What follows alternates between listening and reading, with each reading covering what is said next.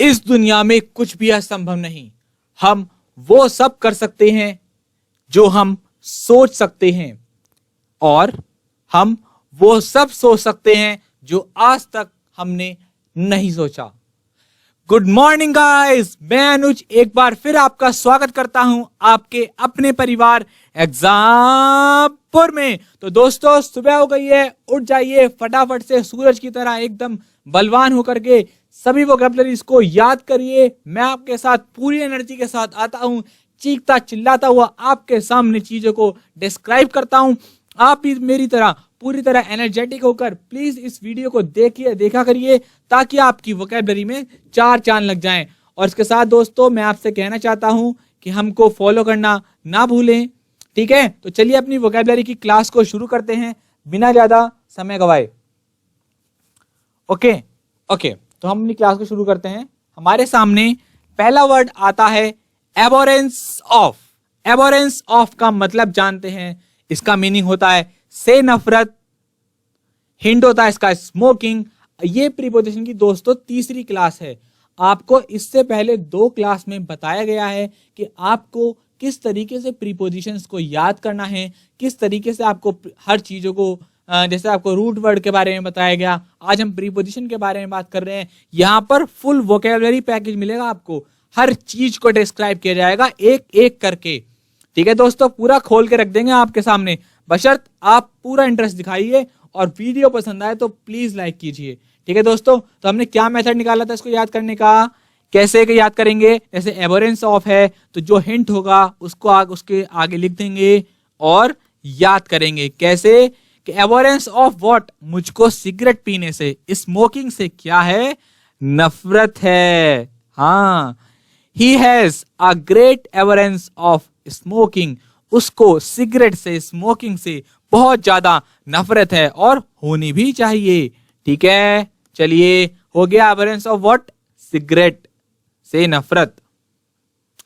Aberrant to, किसी चीज से, किसी से नफरत होना, यानी कि मी।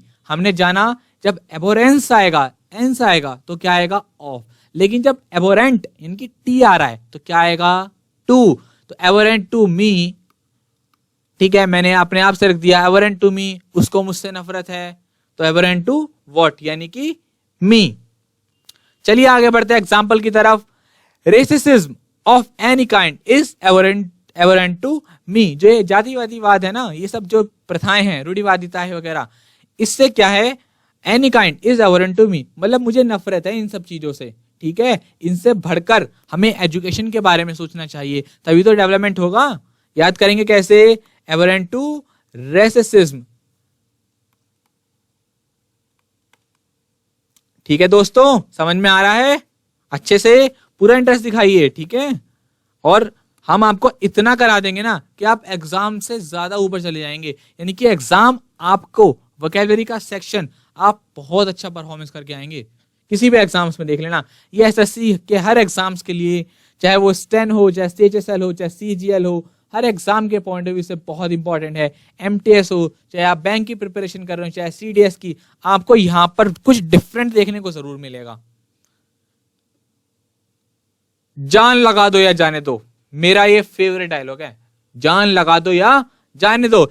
या तो भाई किसी एग्जाम की तैयारी करो, पूरे दिल के साथ करो, या मत करो, ठीक है? ये मत करो कि मतलब आधी आधी आप तैयारी कर रहे हैं, आधी नहीं कर रहे हैं। जान लगा दो या जाने दो। Accomplishing, मैं बताता हूं कि इमेज क्यों आई है। ओके, accomplish in, किसी चीज में निपुण होना। अब जो संदीप माहेश्वरी हैं, मैं इनको बहुत मानता हूं और इनके हर वीडियोस को, हर सेमिनार्स को मैंने अटेंड किया है। जी हाँ, ये बहुत एनर्जेटिक पर्सनैलिटी है, आपके अंदर इतना जोश भर देंगे कि आप एकदम चीर फाड़ कर देंगे एकदम से। तो क्या है ये, किसमें अकम्प्लिश हैं? ये बोलने में, मोटिवेशनल स्पीकर हैं। तो ये क्या है? Accomplish in speaking. किसमें? स्पीकिंग में, ठीक है? चलिए एग्जाम्पल में देखते हैं इसका। Example, I am accomplish in speaking, मैं किसमें हूं? बोलने में बहुत ज्यादा अच्छा हूं, ठीक है? हो गया याद? Accomplish in what? स्पीकिंग।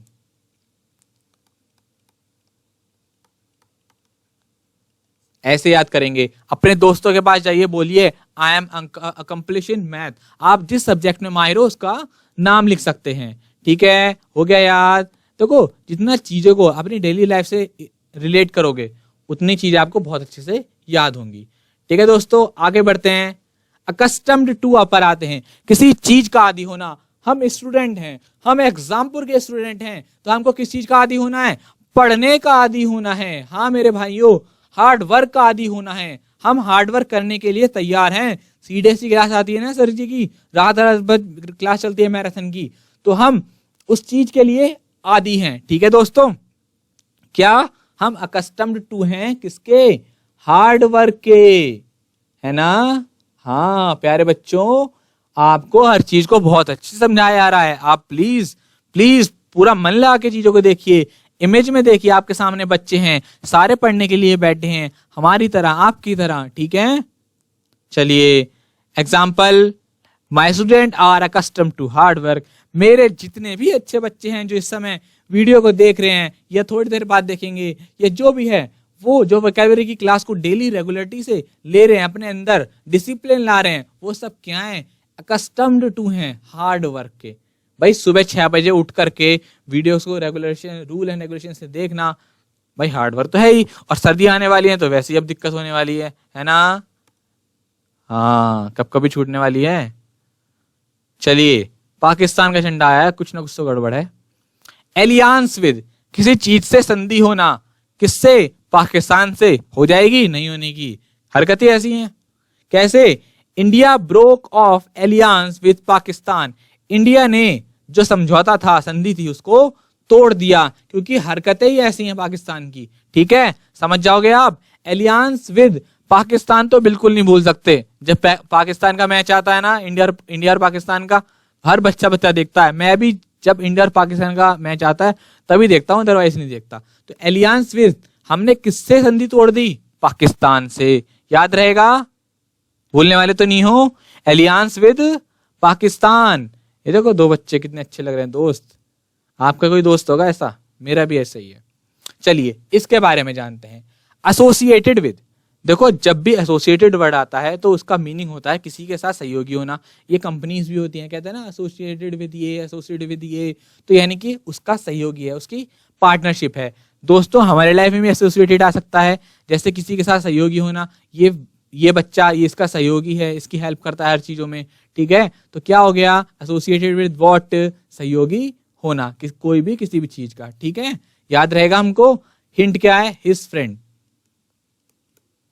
इस तरीके से इसको याद करेंगे। ठीक है, आपको जो भी हिंट अच्छा लिया करे आप उसको रख दिया करे। मैं यहाँ अपने हिसाब से अच्छा रख देता हूं, आप उसको और बेहतर बनाइए, अपने एग्जाम्पल जोड़िए, ताकि वो आपको और अच्छे से याद हो जाए। है ना? बात समझ में आ रही है ना? ठीक है, चलिए आगे बढ़े। अच्छा, चलिए example, he associated himself with his friend in a business. उसने खुद को एसोसिएटेड किया अपने दोस्त के साथ बिजनेस की पार्टनरशिप में। क्लियर? हाँ, सेंस आना चाहिए सेंटेंस का, ये नहीं कि आप उसको पूरा एक्चुअली बिल्कुल बढ़िया तरीके से करें। चलिए ठीक है, आगे बढ़ते हैं। एब्सॉल्व फ्रॉम, देखो ये कोई, किसी ने कोई क्राइम किया होगा, इसके इसलिए हाथ में क्या है? हथकड़ी है, तो उसको अब बरी किया जा रहा है। तो एब्सॉल्व फ्रॉम मीनिंग क्या होता है? किसी चीज से बरी होना। हिंट आ गया सिंस, यानी कि कोई भी क्राइम किया है, सपोज उसने कोई अपराध किया है, तो वहां से इसको एब्सॉल्व फ्रॉम। अब आप याद रखना कि एब्सॉल्व फ्रॉम कौन कर सकता है? जज। ठीक है, जो जज होते हैं वही तो कहते हैं कि अब आप एब्सॉल्व फ्री हैं, अब आप जा सकते हैं, आपको सजा आपकी माफ हो गई है। Example, I absolve from you from your sins. मैं तुमको तुम्हारे गुनाहों से मुक्त करता हूं या बरी करता हूं। हो गया याद? ठीक है, चलिए आगे बढ़ते हैं। इमेज को देखिए, इमेज को देखना मत भूलना। एडहेयर टू, किसी चीज का पालन करना, यानी कि एग्रीमेंट। इन दोनों के बीच, इन दोनों भाइयों के बीच एक एग्रीमेंट हुआ है कि भाई मैं तो पेटीज खाऊंगा और मैं बर्गर खाऊंगा। नहीं, ऐसा कुछ नहीं हुआ है। किसी डील के अंदर इनके देखो डॉक्यूमेंट्स वगैरह रखे हुए हैं, तो इनके बीच एडहेयर टू हुआ है, किसी का अनुपालन करते हैं ये लोग एग्रीमेंट को। यानी कि एडहेयर टू का मीनिंग होता है किसी चीज को फॉलो करना, किसी चीज का मानना, उसका अनुपालन करना। जैसे कि ट्रैफिक रूल्स वगैरह हैं, मैंने आपको बताया था, अबाइड बाय बताया था ना पहली क्लास में, याद करो। दोस्तों रिवीजन करते रहना साथ साथ। इतने अच्छे से बताया जा रहा, रिवीजन में बहुत ज्यादा टाइम लगने वाला है नहीं, है ना। हाँ, तो अच्छे से रिवीजन करेंगे चीजों को, जितना रिकॉल करोगे आप उतनी आपको चीजें अच्छे तरीके से याद होंगी। दोस्तों कभी हार मत मानना, हमेशा मोटिवेटेड रहना। एग्जाम्स आते हैं, बहुत अच्छी सी स्ट्रेटेजी बनाना। कभी मेरा आपसे मौका मिला तो मैं भी आपको स्ट्रेटेजी शेयर करूंगा कि किस तरीके से आप इंग्लिश वोकैबुलरी को तैयार कर सकते हैं, किस तरीके से आप ग्रामर सेक्शन को कवर कर सकते हैं। बहुत सारी चीजें हैं, ठीक है। तो आपको यहाँ पर सब चीज मिलेगी, बहुत अच्छे अच्छे टीचर्स आपके लिए आने वाले हैं, सब आपको बहुत जमकर पढ़ाने वाले हैं। और आप लोग बस इस क्लास का फायदा उठाइए और हर उस बच्चे तक पहुंचाइए जिसको जिसको इसकी जरूरत सच में है। और ये काम आप ही करेंगे, ये काम हमारा काम आपको बेहतर से बेहतर प्रोवाइड कराना, और आपका काम हर उस बच्चे तक हेल्प करना। हेल्प कर रहे हैं ना आप, एक अच्छा काम कर रहे हैं, तो प्लीज क्यों शर्माना, ठीक है। चलिए example, they failed to adhere the terms of the agreement. वो फेल हो गए किसी भी एग्रीमेंट के रूल्स एंड रेगुलेशन को मानने के लिए, उसका पालन करने के लिए। चलिए आगे बढ़ते हैं। अब हमारे सामने, अरे माथा पटक के क्यों बैठे हो, आंसर फॉर का जवाब देना। इन भाई साहब ने क्या काम करा, इनको इनके बॉस ने कोई जिम्मेदारी दी थी बहुत बड़ी, और ये उसको पूरा नहीं कर पाए, अब माथा पकड़ के बैठे हैं। तो बॉस ने कहा you are answerable for your mistake. क्या बोला, आंसरेबल फॉर योर मिस्टेक। आप अपनी गलती के जवाब दे हैं, जवाब दो भाई, आपने ऐसा काम क्यों नहीं किया। बॉस आता है ना बड़ा करता हुआ और सुना के चला जाता है, भैया ऐसा ही होगा प्रोफेशनल लाइफ में, सुनना तो पड़ेगा, या तो गलती मत करो या गलती करो तो फिर चुपचाप सुनो, ठीक है। Answerable for mistake, you are answerable for your mistake, बता दिया ना मैंने आपको। हाँ, आ रहा है ना मजा। देखो इमेज भी बताई जा रही है ताकि आप देखो इमेज से याद करना, और उससे भी बेहतर तरीका ये है कि आप इसको अपनी डेली लाइफ में उतार लेना। मास्टर जी पढ़ा रहे हैं मेरी तरह। आंसर टू, देखो जब क्या आया, इससे पहले क्या आया था, आंसर फॉर। तो ये आता है किसी गलती के लिए, आप कोई आपने कुछ भी कर दिया, कुछ भी बात है, तो आप आंसरेबल फॉर हैं। कहते हैं ना कि आपके ऊपर जिम्मेदारी सौंपी जा रही है, तो आप इस जिम्मेदारी के क्या हैं, आंसरेबल हैं। फॉर आएगा फॉर, और जब कोई क्वेश्चन आंसर वाला सेक्शन होगा तो क्या आएगा, please answer to my question. बोलते हैं ना, please answer to my question, आ गया ना, माई क्वेश्चन। हिंट रखेंगे इसके आगे, क्या बोलेंगे, माई क्वेश्चन, शॉर्ट फॉर्म में लिख दिया। क्लियर, आगे बढ़ते हैं। Example, please answer to my question. आगे बढ़ते हैं। चलिए इस आपको थोड़ा सा क्लियर कर देता हूं ताकि आप आराम से इसको नोट कर सके, ठीक है। चलिए अब आपके पास सिर्फ और सिर्फ मैं आपको कितने मिनट दूं, मिनट तो छोड़ो सेकंड दूंगा गंदे बच्चों। क्या काम करना है मेरे प्यारे भाइयों, बस 30 सेकंड बहुत हैं आपके लिए इसको कवर करने के लिए। फटाफट से मैं देखता हूं रोज कौन मेरी क्लास में फर्स्ट आता है, तो क्या काम करना है आपको, कमेंट बॉक्स में टाइप करना है सारे आंसर्स को। आपका समय शुरू होता है अब। टिक टिक घड़ी चालू हो गई है अमिताभ बच्चन वाली, और दोस्तों तैयार हो जाइए क्योंकि आप अब हार जाएंगे 1 करोड़ मेरे पास तो नहीं है। चलो चलो चलो फटाफट से आंसर दीजिए, 30 सेकंड फटाफट से, चलो कम ऑन। हाँ बच्चों सब बताओगे आप, नहीं बताओगे तो मैं बैठा हूं, मैं जज करना चाहता हूं, आपको टेस्ट करना चाहता हूं कि आप कितना कर पा रहे हैं, क्योंकि इससे बेहतर मेथड आपको शायद ही कहीं मिले। इतना इमेजेस के साथ एक एक प्रीपोजिशन को खोल के बताना। फटाफट से कमेंट बॉक्स में टाइप करके इसके आंसर्स को लिखिए और जीतिए मेरी क्लास में 1 करोड़ रुपए। ठीक है दोस्तों, एवरेंस ऑफ फटाफट से बताइए क्या बताया था आपको। चलिए बस 5 4 3 2 1 टंग टंग टंग टंग टंग, आपकी घड़ी खत्म हो गई है। अब आपके सामने आने वाले हैं आंसर्स। तो दोस्तों घबराइए मत, कोई दिक्कत नहीं है। वैसे मुझे उम्मीद है कि आपको हर एक के आंसर पता होंगे, अगर नहीं आए हैं तो आप देख लीजिए। एबोरेंस ऑफ किसी चीज से नफरत होना, एबोरेंट टू किसी से नफरत होना, अकम्प्लिश इन स्पीकिंग या what ever you want, work, English, maths, जो भी आप लिखना चाहें लिख सकते हैं। अकस्टम टू किसी चीज का आदी होना, सोने के आदि मत हो जाना, सब काम चौपट हो जाएगा। एलियांस विद पढ़ने के आदि होना है, किसी चीज से संधि वगैरह होना, ठीक है, तो याद करेंगे उसको। एसोसिएटेड विद किसी के साथ सहयोगी होना, एब्सॉल्व फ्रॉम किसी क्राइम से बरी हो जाना, एडहेयर टू किसी चीज का पालन करना, आंसर फॉर किसी चीज का जवाब दे होना, और आंसर टू किसी क्वेश्चन आंसर वाला। ये क्वेश्चन आंसर वाला है और ये जवाब दे है। अ ड्रॉप इन द बकेट, आप इमेज में क्लियरली देख रहे होंगे एक ड्रॉप जो है वो एक बकेट के अंदर है, आने वाली है। इसका मीनिंग जानते हैं इसका क्या है, इनसफिशिएंट अमाउंट, यानी कि ऊंट के मुंह में जीरा। ठीक है, एग्जाम्पल में पढ़ेंगे लेकिन उससे पहले जानेंगे इसका मीनिंग क्या है, इसको समझेंगे बहुत अच्छे से। हर चीज को खोल दिया जाएगा भाई, सारे पुर्जे अलग कर देंगे एक एक चीजों के। अ ड्रॉप इन द बकेट, आज के बाद नहीं भूलोगे। कैसे, एक बात बताओ, इतनी तो बड़ी बाल्टी है, उसके अंदर एक बूंद है, कोई मतलब है? मैं आपसे कह दूं कि भाई इतनी बड़ी बाल्टी है और इस बाल्टी में आपको नहाना है और इसमें एक बूंद पानी डाल दो, तो आपको बोलोगे सर क्या कहते हैं, मजाक कर रहे हो क्या?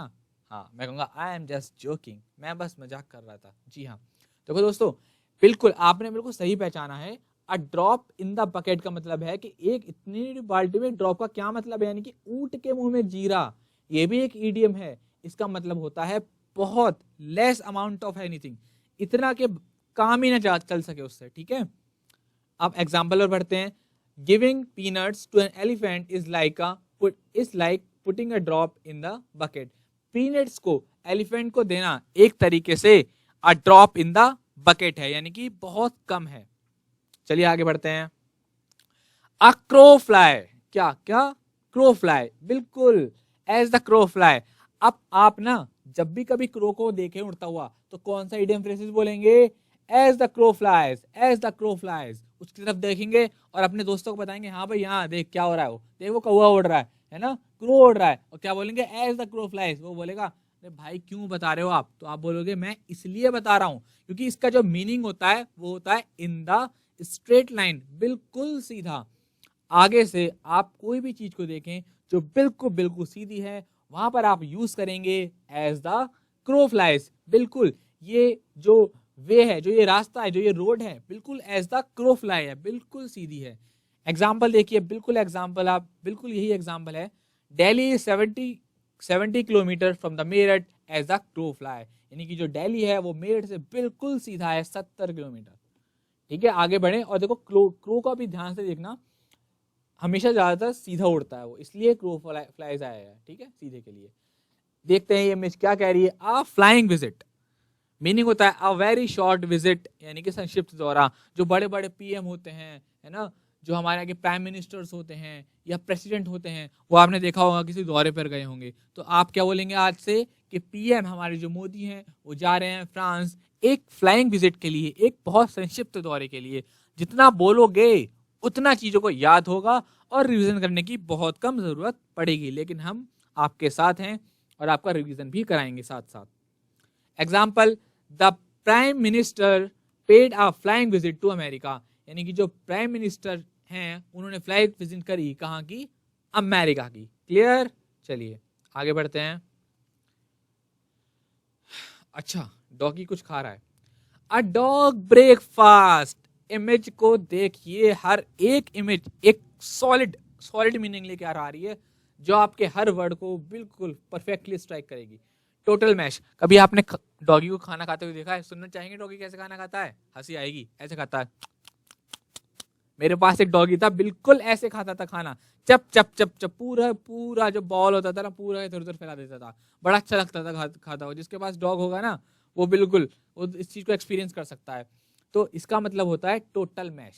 कैसे यूज करेंगे, ऐसे यूज करेंगे जैसे सपोज आपका रूम है, ठीक है, और वो आपके रूममेट्स हैं, आपके साथ कई सारे रूममेट्स रह रहे हैं, उन्होंने कुछ कपड़े इधर फेंक दिए, जितने भी बर्तन वगैरह है ना, शूज हैं, सैंडल्स हैं, है ना, इन सबको इधर उधर फेंक दिया, तो आप क्या बोलेंगे कि भाई मेरा जो रूम है ना इस समय बिल्कुल अ डॉग ब्रेकफास्ट की तरह हुआ है। क्या कैसा है, डॉग ब्रेकफास्ट की तरह है मेरा, यानी कि बिल्कुल टोटल मैश हुआ पड़ा है मेरा कमरा, ठीक है, मेरा रूम।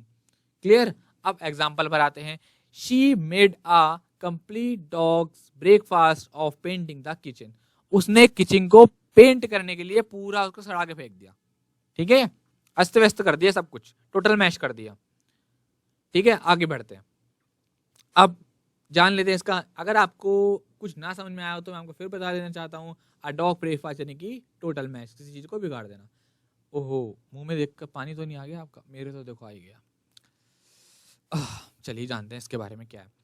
अ स्मॉल फ्राई क्या है? अ स्मॉल फ्राई, एक इनसिग्निफिकेंट पर्सन, महत्वहीन। देखो, जो घर से बाहर रह रहे हैं जो बच्चे, ठीक है, और जो क्या नाम है अपने पेरेंट्स का जो पैसा है वो वेस्ट कर रहे हैं इन सब चीजों में, फास्ट फूड में, क्या फ्रेंच फ्राइज, पता नहीं क्या बोलता है, French fries, yes French fries बोलते हैं इसको, ठीक है, इसमें वेस्ट कर रहे हैं, तो वो क्या है? महत्वहीन है। क्यों है महत्वहीन? आपको जानते हैं आपके पेरेंट्स कैसे कैसे पैसों को कमाते हैं, और आप उनका पैसा इन फालतू के आलू में वेस्ट कर रहे हैं। 1 किलो आलू लाओगे ना, 4 दिन सब्जी बनेगी, ठीक है।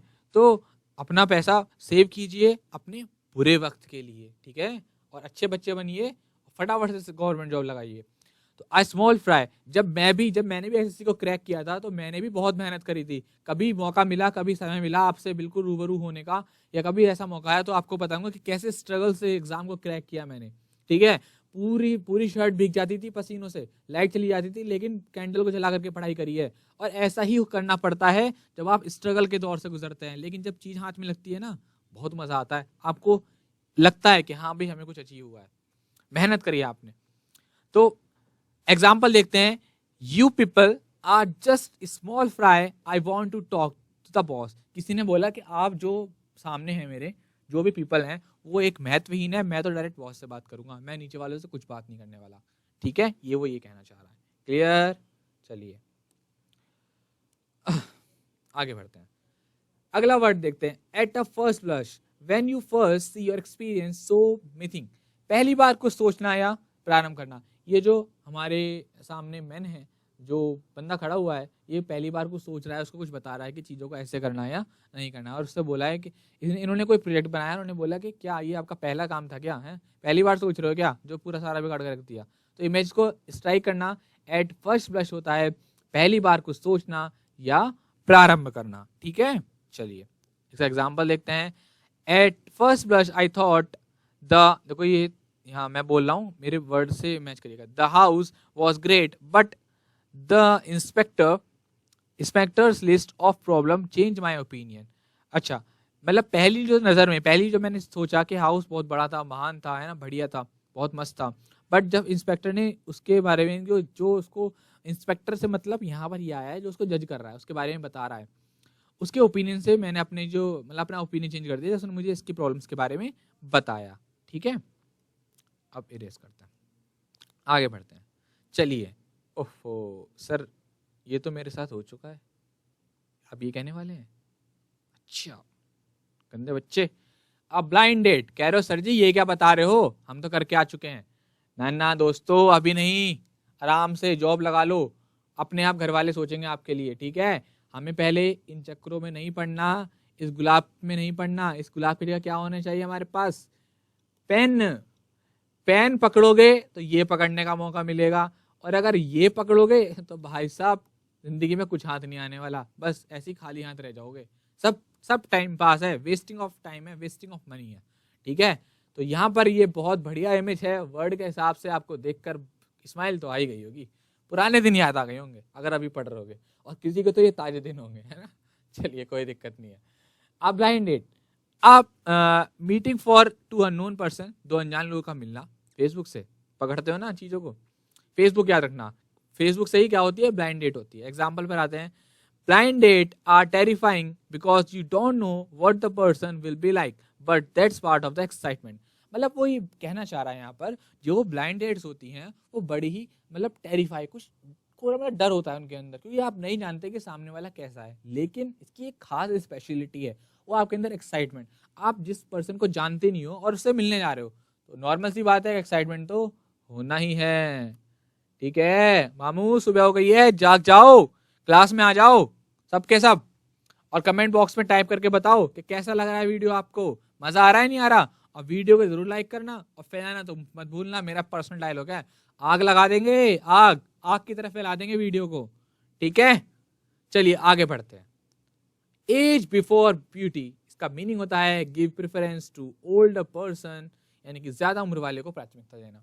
आप कहीं पर भी आपने ट्रैवल किया होगा, है ना, आप बस में बैठे होगे तो कभी कभार ऐसा होता है कि, है ना, कोई बड़ा बुजुर्ग इंसान खड़ा होता है और आप बैठे होते, तो आपको उनके लिए उठ जाना चाहिए, अगर वो आपसे बोले कि नहीं नहीं बेटा आप बैठे रहो, तो आप उसमें क्या बोलेंगे? बस एक लाइन बोल देना, बहुत ज्यादा इंग्लिश बोलने की जरूरत नहीं है, बोल देना सर नहीं नहीं नहीं नहीं, एज बिफोर ब्यूटी, यानी कि जो बड़ा है, जिसकी ज्यादा उम्र है, उसको प्रायोरिटी देनी है, उसको प्राइमरी रखना है, सेकेंडरी हम है, प्राइमरी आप है। क्लियर? तो give preference to older person, ज्यादा उम्र वाले को। देखो इमेज में देखो, ये सब इनकी हेल्प कर रहे हैं और इनको रोड आई थिंक क्रॉस करवा रहे हैं, तो ठीक है। तो ये क्या कर रहे हैं? एज बिफोर ब्यूटी, यानी कि सुंदरता से, सुंदरता मतलब यहाँ पर याद कर लेना, ठीक है। एज यानी कि जो उम्र है वो ज्यादा है और चीजों को देखते हुए। Clear? Example, please you first, age before beauty, you know. वो बोल रहा है कि एज बिफोर ब्यूटी यानी कि क्या, ज्यादा उम्र वाला जो चीज होती है ना, उसको प्राथमिकता देनी चाहिए। आप जानते हैं इस बात को? ये कन्वर्सेशन हो रहा है जिसके बीच में ये बात कही गई और एग्जाम्पल रखा गया आपके सामने। चलिए आगे बढ़ते हैं, लेकिन उससे पहले आपको इमेज को क्लियर कर देता हूं ताकि आप उसको अच्छे से लिख पाएं। चलिए आगे बढ़ते हैं। ये मैन का खड़ा हुआ है, एन आई वॉश। ओके, मीनिंग होता है टू डिसीव, छल करना। एग्जाम्पल होता है it's not I wash, it's true.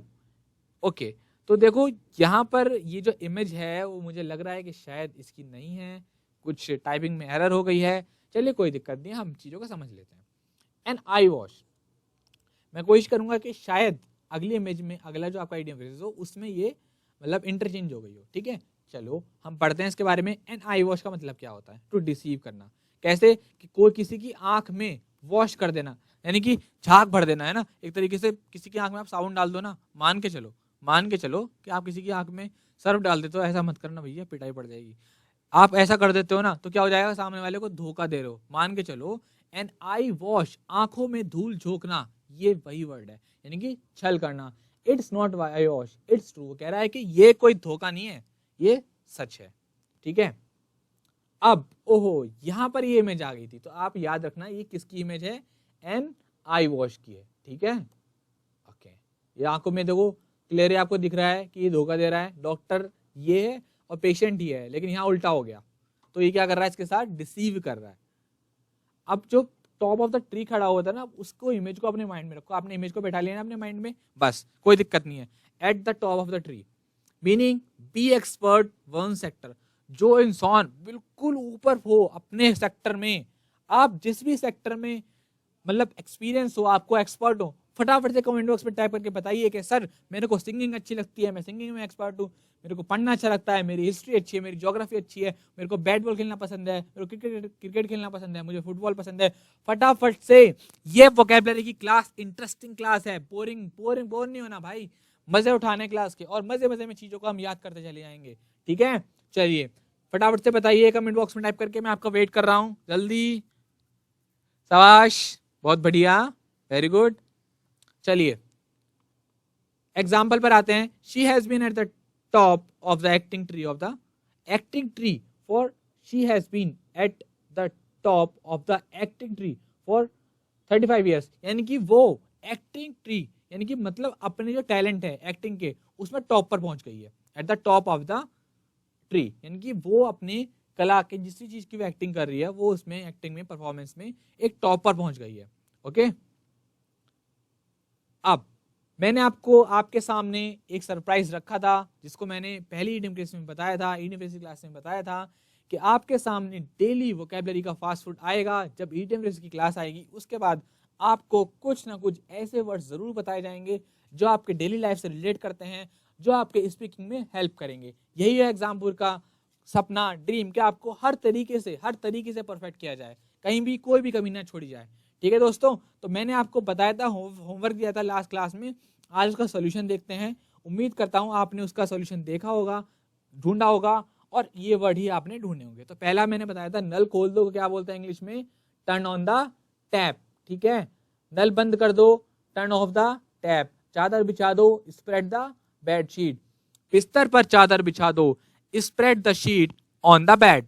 दीवार पर सहारा मत लो, डोंट लीन होता है सहारा लेना, अगेंस्ट द वॉल। कितने इंपॉर्टेंट वर्ड्स हैं, देख रहे हो आप कितना बोलते होगे। अच्छा ईमानदारी से बताओ, दिन में कम से कम 5-6 बार नहीं बोलते हो कि नल खोल दो, नल बंद कर दो, नल खोल दो? आज से इंग्लिश में क्या बोलेंगे? Turn off on the tap. English में क्या बोलेंगे? Turn on the tap. बंद करना है तो टर्न ऑफ द टैप। रात को अपने रूममेट से बोलोगे कि भाई चल उठ जा, शाबाश, स्प्रेड द बेड शीट। अब बोलोगे बिस्तर पर चादर बिछा दो, तो spread the sheet on the bed. यहाँ पर शीट आया है, ये इसमें सोचना बेड, क्योंकि कॉमन सेंस है, बेड पर तो बेड शीट ही बिछाई जाएगी और तो कुछ बिछाओगे नहीं। दीवार पर सारा मत लो, बहुत सारे आपके सामने आपके घर में पेंट हुआ है, कोई आया नया नया पेंट और कोई टिक खड़ा हुआ तो उससे बोलोगे please don't lean against the paint wall, ठीक है। चलिए अब आपके सामने होमवर्क आ गया है, इस होमवर्क को फटाफट से कंप्लीट करना, मैं आपका इंतजार करूंगा।